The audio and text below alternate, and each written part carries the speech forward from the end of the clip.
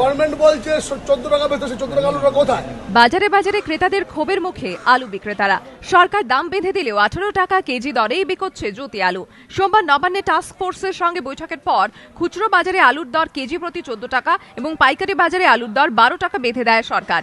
যদিও এখনো উত্তর থেকে দক্ষিণ শহরের সব বাজারেই 17 থেকে 18 টাকা কেজি দরে বিকোচ্ছে জ্যোতি আলু, যার জেরে ক্রেতাদের ক্ষোভের মুখে পড়েন বিক্রেতারা।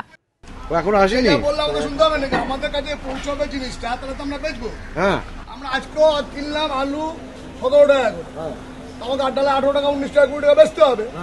গভর্নমেন্ট বলছে 14 টাকা বেচতে, 14 টাকা আলুটা কোথায়? আলু 14 টাকা আলু এখনো পাইনি বাজারে, বেচবো কোথায়? 14 টাকা আসেনি, এই হচ্ছে ব্যাপারটা।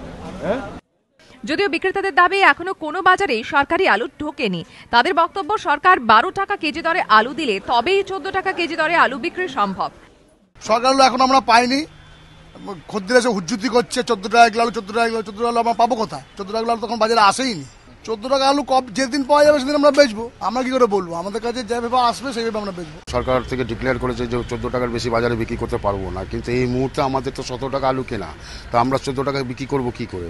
সরকার আমাদের 13 টাকা করে আলু দিক, আমরা অবশ্যই বিক্রি করবো 14 টাকা করে। আমরা চাই না সাধারণ মানুষের কাছ থেকে আমরা পয়সা বেশি নিই।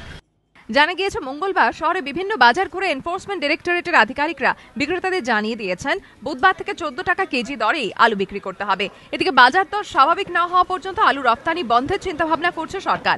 নবান্ন সূত্র খবর, আলু সহ অন্যান্য নিত্য প্রয়োজনীয় জিনিসের মূল্যবৃদ্ধি রোধে কলকাতা ও সংলগ্ন এলাকায় 27টি ন্যায্য মূল্যের দোকান খোলা হবে। সঞ্চয় মিত্র রিপোর্ট, এবিপি আনন্দ, কলকাতা।